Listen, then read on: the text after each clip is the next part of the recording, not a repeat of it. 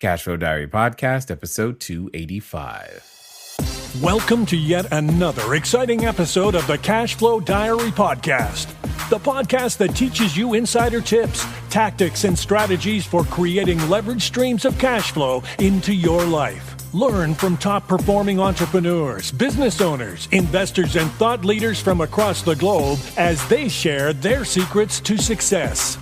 Like what you learn on this and other CashFlow Diary podcast episodes?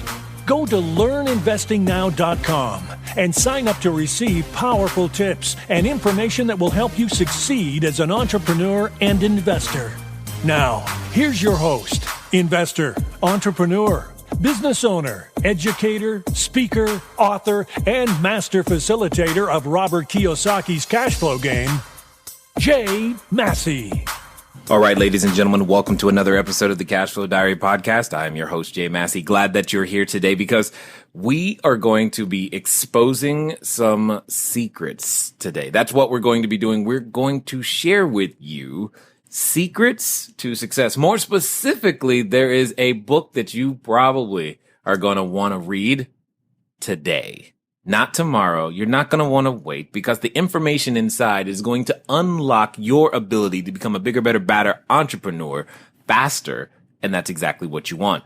Today's guest is none other than Micheal Parrish DuDell, and he is an entrepreneur, author, keynote speaker, and he's got a book called Shark Tank Secrets. Here's the point. We are going to make sure that you know what you need to know to bring your idea into the marketplace. Now, here's the thing.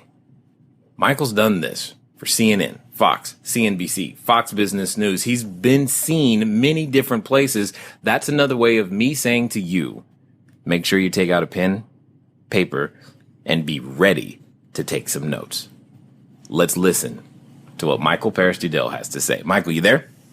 Yeah, hey, thanks for having me. I'm glad that you are here. I know many of our listeners watch Shark Tank.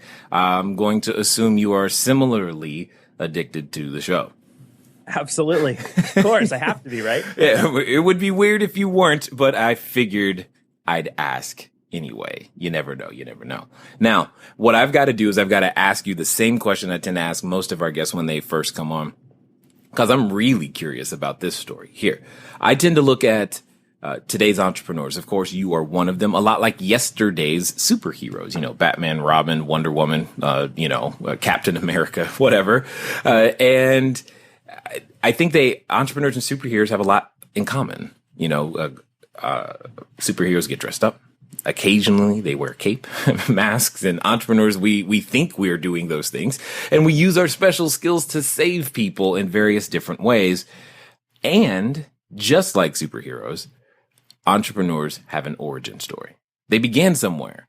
So what I want to know is before the current book, before, you were on TV and promoting and helping entrepreneurs, before you even were an entrepreneur yourself, we want to know, who is Micheal Parrish DuDell? That's a good question. So, it's funny. I have a very non-traditional background, and I've found more and more that entrepreneurs across the spectrum of industries and verticals share that. They never started out thinking that they were going to be an entrepreneur, that they were even going to be in business. And that really is something that we have in common. I, from the age of 4 years old, I was an actor and a singer and in the arts. I went to school for that. My degree is in theater. I will get your credibility back later, I promise. Oh, hold on. Wait a minute. Yeah. Did you say 4? You were like, I was a kid actor. I was working professionally from a young age in theater and singing all over the country. Okay, all right. I did it my whole life. Yeah, I did it from 4 until the age of 24. Had a total career breakdown at around 24, 25, and knew that I needed to sort of go in another direction. This was I'm 33 years old, so this was right around the time that Twitter was starting to come out and people were beginning to take digital media seriously. And I got a job as a contributing writer and eventually as senior editor for a site that doesn't really even exist anymore, that was really big in 2007, right before it sort of hit the tipping point. And because nobody wanted these digital media jobs, and because it was sort of a new industry, more or less, I was able to get in on the ground floor and build a career as a writer, editor, business sort of thinker. And through that led to a ton of great opportunities. I did a lot of consulting. I worked with American Express on the first charge card geared towards millennials, a ton of speaking, and eventually went to work with Seth Godin, who many people know is the sort of a marketing extraordinaire. I was the managing editor of the Domino Project, which was a publishing company that he started that was powered by Amazon. That led to some work with GE. I was the editor of Eco Imagination when they launched and relaunched rather in 2011. And that started my own company. And I started doing a lot of consulting and a lot of training and workshops and continuing the speaking. And Shark Tank found me in 2013 to write the book. That book did very well. And here we are in 2016 with a second book all about the stories behind some of the most successful entrepreneurs from the show and some of the best tips from the sharks themselves. Indeed. Awesome. Okay. So I got all kinds of questions now, which is great because most people, I mean, I can't imagine anyone would have ever said, hey, the way to become an author is to start out as an actor. Yeah, the way to become an author these days is very different than the way to become an author many years ago. Listen, I think that more than ever before, having a diverse set of skills that are adjacent to what you want to do, that are maybe not directly in line, but that are tangential in some way, which if you look at the theater thing, you can see, my job for most of my life, my training was in communication, was in expression. And that's just done in a different way now. But in fact, I'm doing the same thing that I was trained to do, just in a different way. Yes. And that's what I like about it. That's what I like about being an entrepreneur is I like the way you said it, diverse set of skills that are adjacent, because oftentimes when working as an entrepreneur, becoming one, we're so focused on the widget, that we're thinking about. We forget that there are these other things, chief among them, communication as a skill set that is required. And sometimes it's not that our widget is bad. It's just that we haven't mastered the other skill sets that are necessary. So from your vantage point and having worked with and seen the inner workings, what are some of those skill sets that you would say across the board, if you're not working on these, regardless of how great your widget is, you're probably behind the curve? Well, I would have to second what you just said about communication. I think that communication, knowing how to express your message, knowing how to sell your message is perhaps the most important thing in certain phases, especially that an entrepreneur really has to learn. Because not only do you have to create a great product, not only do you have to develop something that's innovative, that's new, that's a little bit special, maybe, you have to be able to talk about what that thing is that you've created. You have to be able to sell it. And the fact of the matter is that people buy things to feel things. That is an unequivocal fact. I mean, that is why we purchase. And when I say buy, I don't even necessarily mean a financial transaction. I just mean a transaction in general. Do you buy what I'm saying? Do you buy my product? Mm-hmm. You do if you feel and understand a message, an idea. And I think that for an entrepreneur more than ever, learning how to communicate when and where is a crucial skill. Agreed. And I like what you said. People buy things to feel things. And yes, you bring up the point of not every transaction having a monetary value. Because let's talk about not every transaction having a monetary value specifically as it relates to things like social media. Because I think even getting someone to click the follow, making sure that they listen to the next podcast episode, whatever button they've got to press that's still a form of sales and communications, and it's just transformed. And so you could kind of say you're still acting. Yeah, I tell people that I'm acting now more than I ever was as an actor. And that these days, pretty much 100% of my business is made up of speaking in some way or another, whether that's keynotes or trainings and workshops. Outside of my writing, that is how I spend most of my time. And yeah, I have to be in a situation all the time where I need to be not only ready to deliver a message, but ready to be in an environment where I have to respond in real time to Q&A, to questions, to all different types of people with all different types of backgrounds. And that requires the ability to be open, to be a good listener, and be able to transform your message in a way that's most compelling and that resonates the most with the audience. Indeed. Okay. So Talk to me for a second. When we were going through the journey, you had a number of, and you called it non-traditional backgrounds. You had a number of things that happened before. They preceded where you are today, and they occurred in a certain way, which is great. However, here's what I believe to be very true. Many of us, as we go through, we have what I call the superhero moment. It's that moment where, Clark Kent, he goes, maybe I can help people and I should use my powers for good. Peter Parker has to make the same decision. They discover their powers. Hey, I got this. This is cool. Now, what am I going to do with it? Now, for most entrepreneurs, when that moment hits, it can become a point of, it's like the rubber meets the road. It's the point of no return. You've crossed the Rubicon. You've got to figure it out. How did you develop the courage to stop doing what was, say, traditional and go do your own thing? Yeah, that happened over many years. It was not a one breaking point for me. It wasn't a threshold. And I think that is, as we think about this idea of success and we think about what it means to be successful as an entrepreneur, the grand misconception is that success is a threshold, is that once you cross that line, you don't ever go back. And in fact, nothing could be further from the truth. Success is not something that you own. It is something that you rent, and you pay for it every single day in the form of hard work, in the form of dedication, in the form of creativity. And what I have found, I've been very lucky in my career to work with really some of the most amazing thought leaders, all the way from the Sharks to Seth to some really amazing traditional corporate leaders who come across different kinds of work that I do. And, the through line to all of their stories is that the more they develop, the better they become, the more that they have to focus on maintaining that success and continuing to learn and continuing to grow.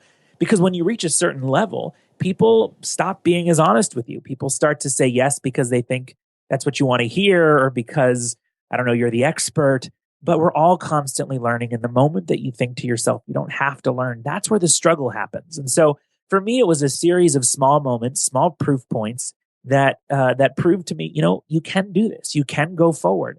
And it can feel really overwhelming, especially to first-time entrepreneurs when they sit back and they think about the market or the landscape or the competition. And they say, gosh, I don't have what it takes to beat X, Y, and Z. And my advice is always to step back and to think about that next immediate thing. What do you need to do right away, tomorrow, to get one step forward? Because if you can do that, then you can reassess and you can do it again and again and again. And before you know it, you're going to be a lot further than you ever thought you could. It's funny you say that, because had somebody told me all the things I'd have to go through before I end up with, the hundreds of units and talking to, individuals like you with the show and all this other, if they had told me, no, it's not probably, it is right. Not a probably, it's I wouldn't have done it. Right. Right. There's no way.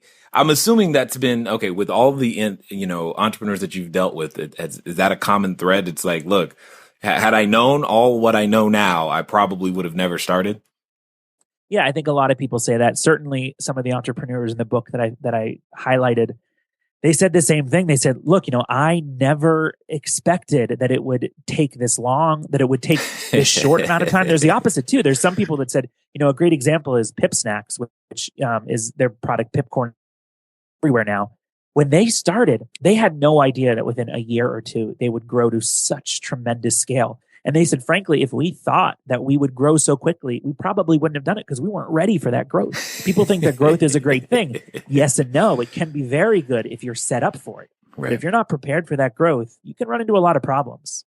Yes, been there, done that. It's a great problem to have, but in fact, it is a problem to have. And that's one of the funny things is trying to communicate to some people that, look, yes, it's growing. Yes, things are great, but you don't understand. They're also breaking at twice the speed they used to. And that's really, really tough to deal with. And it's still a problem. I get you want my problem, but that doesn't mean it's not a problem nonetheless. Yeah, it's a big problem. So in your time writing here's an interesting thing that I find as proof, and I hope many of you hear the same thing, because this is the second time you're writing the book related to the show. So tell us about that process, like when it comes down to the first time, because you said something. Here's what I'm keying on. You said Shark Tank found you. And I'm like, ooh, how did that happen? How did they find you? And that's a process I think many people would want to know. Yeah, sure. It's a process that nobody can replicate, but I'll be happy to share how it happened. That's what I like about it. yeah, it's very specific. So when I worked for Seth, part of how I got introduced to Seth and his work is a friend of mine from college had written a book, and his literary agent was Seth's literary agent. The book's Personal MBA, Josh Kaufman. And so I knew Seth's literary agent for a while, pitched her a book when I was 25, didn't end up happening. And as I worked with Seth, she and I became closer. She became my agent, and the publisher, which was Hyperion, which is now Disney, the publisher at the time needed to find sort of an author, entrepreneur, sort of up and comer that could write the official book for the show. The editor reached out to my agent, Lisa. Lisa called me and said, "Hey, listen, there's this opportunity. I think you're perfect for it." The story is, though, that the first book, I had to write the book in 30 days, which if you are a writer or if you've ever considered writing, that's a tremendous amount of work for 30 days, about 1,950 words a day. And that was including the table of contents. That was including all the research, 30 days. Impressive. So for the second book, which required me to travel all over the country, about 12 different flights to meet with these entrepreneurs, I had 3 months, but that was all in. That was travel, that was research, that was writing. That's 90 days, another 60,000 words. So that was the real challenge. Yeah. Well, okay. You know what you said that was interesting to me, and I hopefully everybody's listening. While you may not be able to replicate the process with the exact same individuals, you can replicate the process in terms of what he did.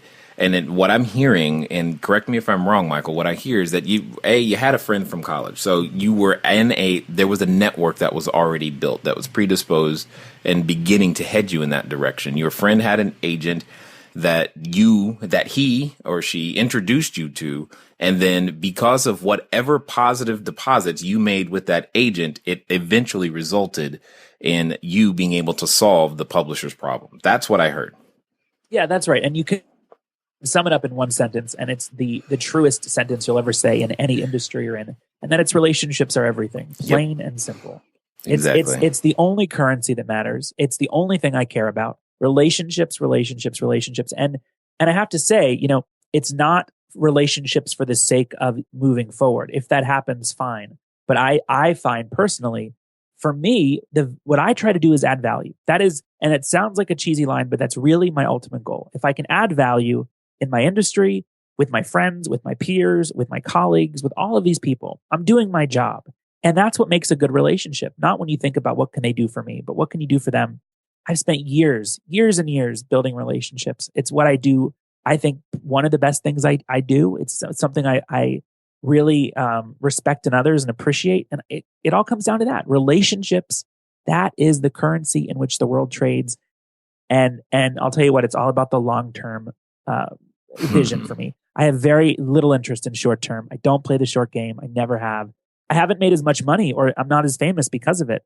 My bet is that at the end of the story, I do well though, or as rich and famous as someone who might be in the short term that can't sustain it. Well, what's interesting and it's the sustaining part. That's the part that resonates with me is sustaining. And that's why we're always talking about cash flow versus capital gains and, quick flips and those types of things. Again, there's nothing wrong with that. There's a time for that, but sustainable cash flow makes way more sense. And you said something that I thought was interesting. You said success is something that you rent. Now, rent being an operative word for my ears, it is definitely something that resonated. Now, here's the thing. I think you're absolutely right, because the person who may be more successful today or looks more successful today may not be around 10, 15, and 20 years because of the way they're doing the relationships that you right now are planting the seeds. Here's my point.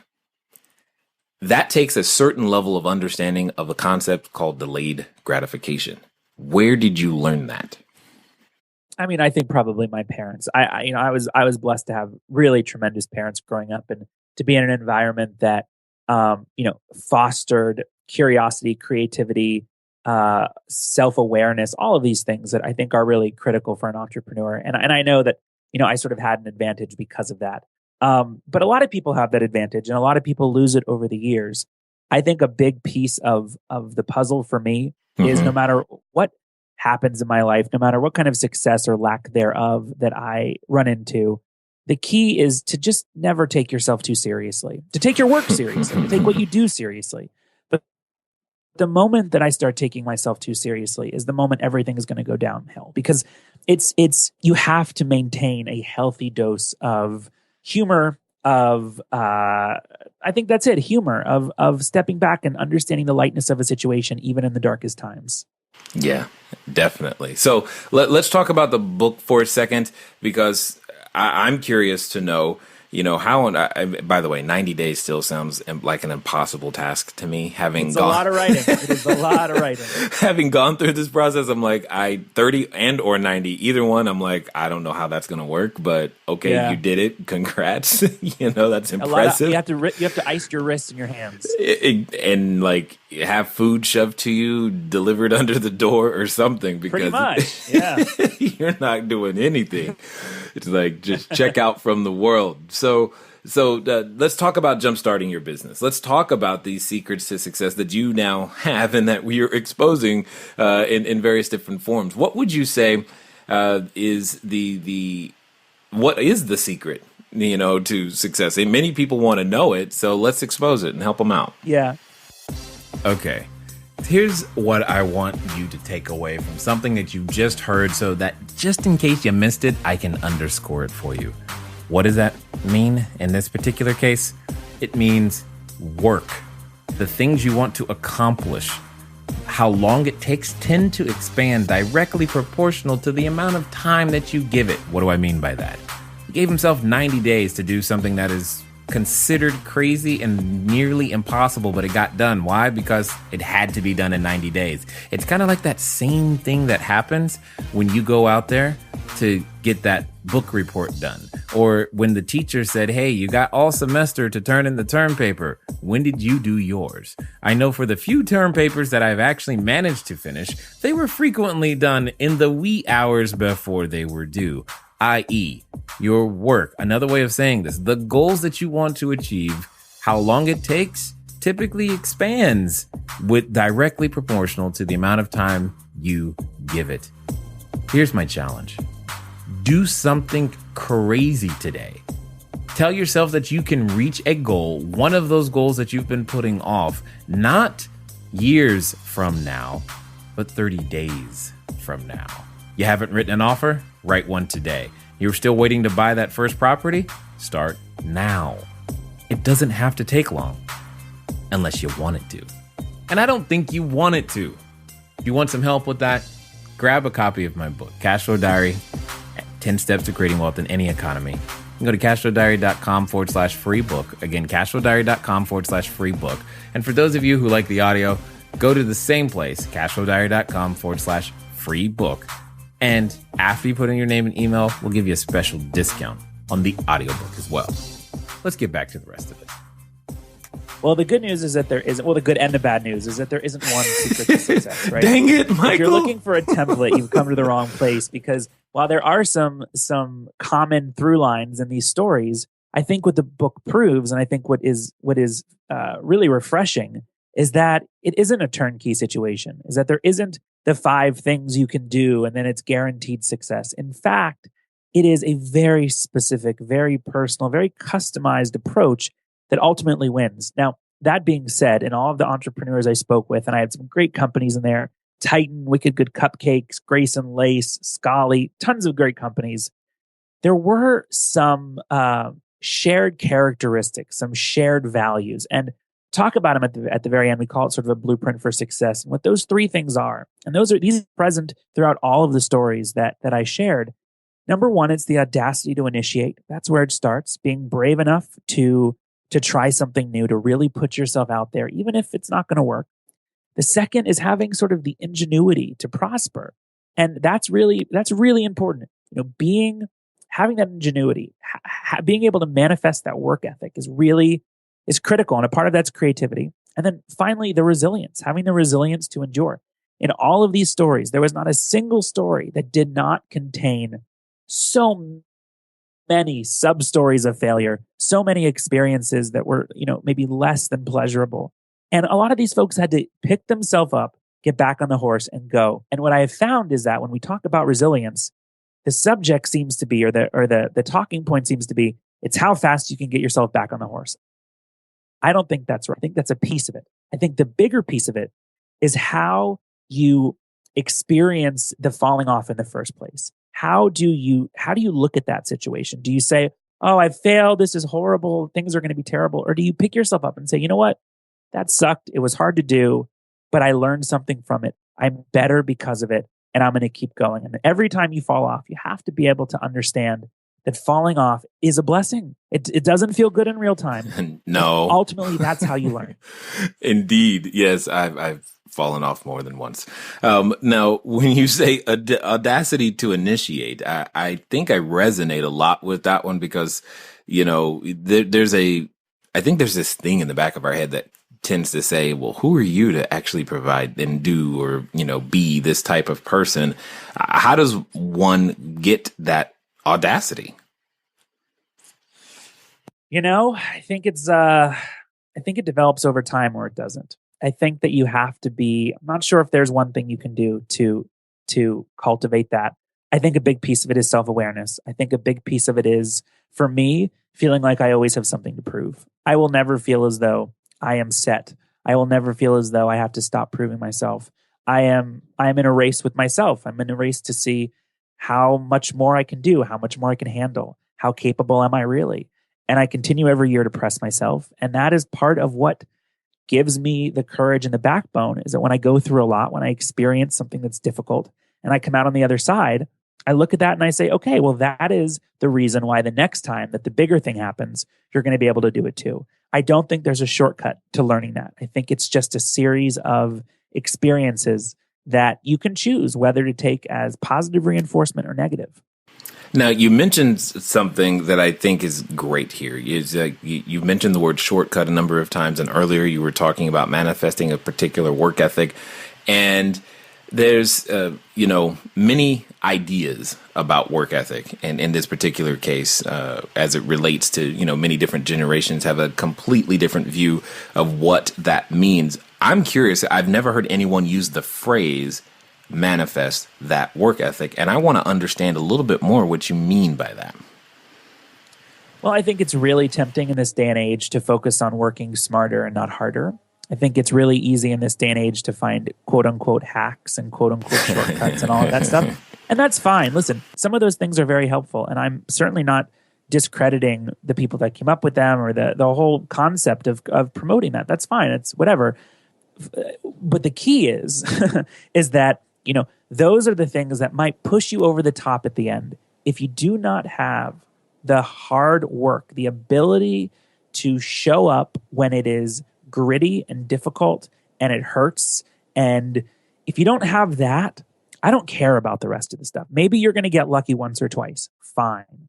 But at the end of the day, you don't have what it takes to sustain. You don't have what it takes to actually do. So manifesting this means putting yourself in situations that test that require that, and not being tempted by the easier choice, by the short-term win, because more than ever, it is easier to go in that direction. And the person that has the staying power, the person that's going to build a legacy, is the person that's going to be able to see that, recognize it as an opportunity, but instead decide to stay the course and to really focus on doing the work. So, Michael, are you telling me I can't just send one tweet and expect my business to blow up? I'm saying you can't send 1,000 tweets and expect your business to blow up. Oh, goodness. Okay, good. I just wanted to make sure that we were clear on what that one was. Now, when it comes to being an entrepreneur, do you think, having worked and seen so many of them, I'm curious to know if there's anything that predisposes anybody to actually, is there some sort of, can you tell, you shouldn't be an entrepreneur? Here are the top 3 things that I have seen that, you probably don't want to consider this. Yeah. There's a big question of whether entrepreneurs are born or are they made. And in the first book, we talked a lot about that. Robert Herjavec is famous for not wanting to have been an entrepreneur and feeling as though he sort of had to be and put himself in that situation. Someone else like Lori believes that, entrepreneurs are sort of born, they're not made. So there's a lot of back and forth, especially in the tank about that. Personally, for me, I'm sort of in the middle on that. And I do think, though, that there are some characteristics that if you have them, you should probably avoid starting your own thing. The number one is, are you somebody that is able to self-direct, right? If you need somebody to tell you what to do, if you're really one of those, you have to be honest with yourself. If you're somebody who works better when they're given a list of things to do and accomplishes that list of things, you probably shouldn't do it, right? Because nobody gives you a list. Nobody tells you how to do it. It's really about finding creative workarounds and being able to move on the fly and take a plan and know when to turn right and when to turn left and how to develop those lists for others. So that's number one. I would say the second thing, though, and this is probably, equally as important, is not becoming an entrepreneur so that you can accomplish tremendous wealth quickly. This is a misnomer, that you start a business. Oh, 1 second, Michael. 1 second. Somebody was washing dishes, their dog barked, or their kid tugged on them. I know this. I know how this podcast works. Occasionally someone's doing something. I need you to say that one again. Yeah, well, I'll say it in a different way. Being an entrepreneur is not a path to riches for most people. Most people do not understand that the average small business owner in the U.S. makes less than $58,000 a year. The average small business will last less than 5 years.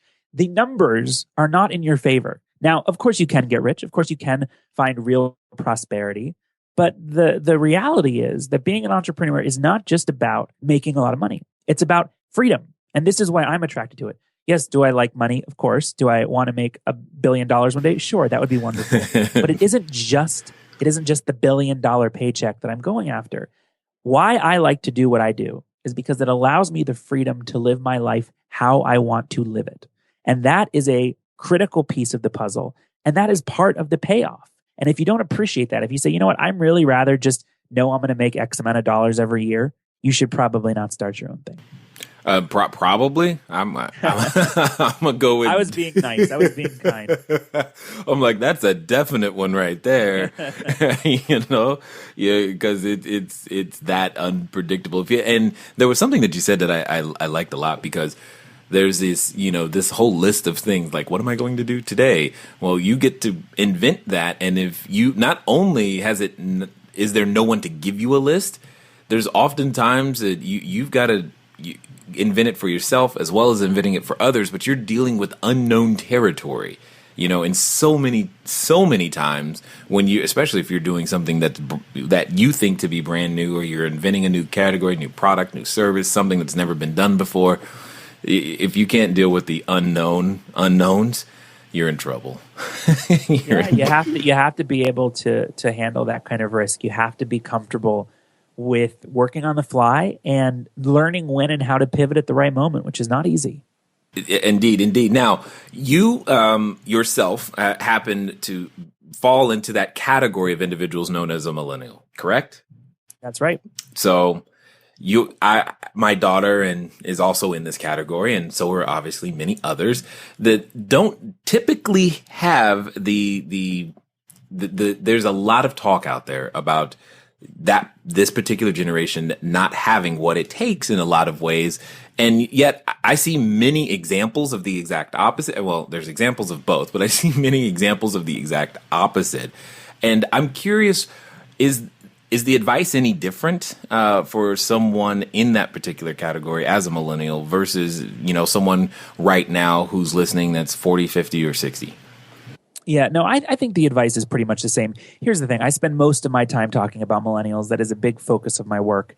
And of course, there are some privileged folks in my generation that maybe expect things to happen without a lot of work. I understand that. I understand that idea. But there is also another group, and I think this group is probably less vocal but more prevalent. And it's a group of people that are really focused on achievement and that have blurred the line between work and life in such a way, for better or worse, that they're really positioned to do even better than the previous generation.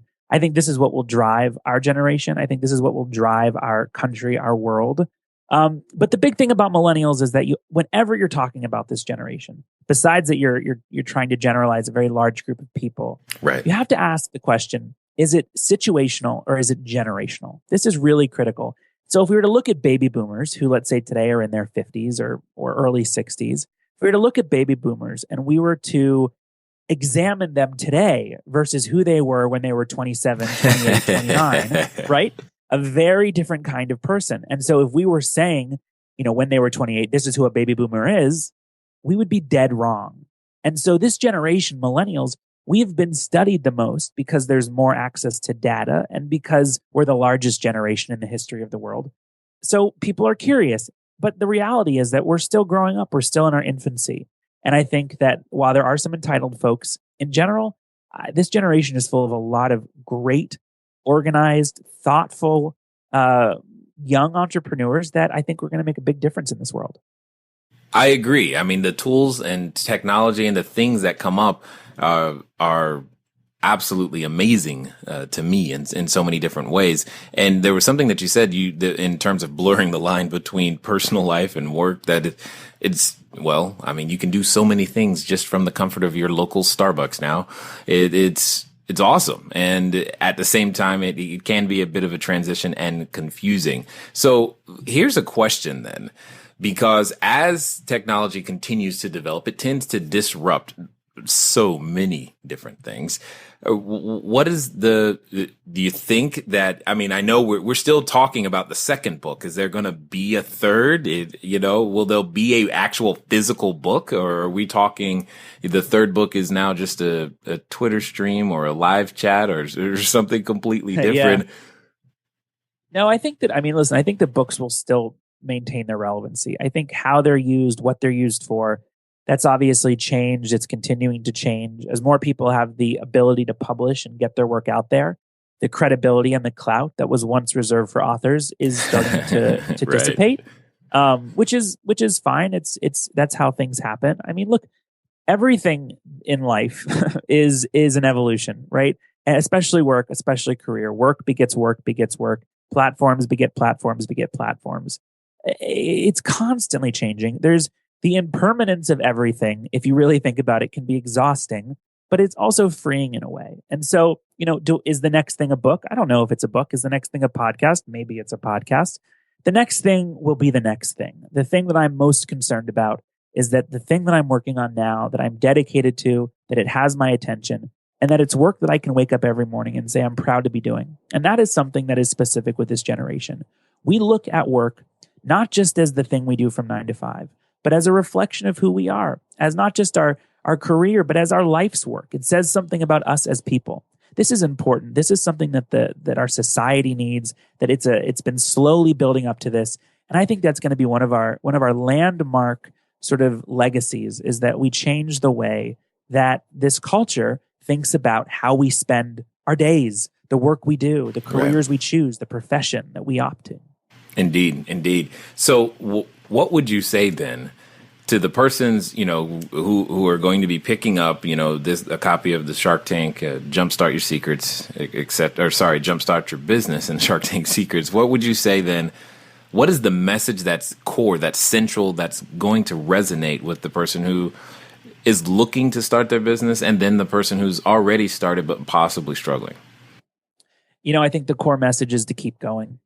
The core message is that things do not happen overnight, and that the smart entrepreneur, this smart startup CEO or whomever recognizes that a lot of it is a numbers game. It's a waiting game. It's a being smart, knowing how to pivot, but also having the tenacity and the stamina to hang in and to make the risky moves and to not take the easy choice.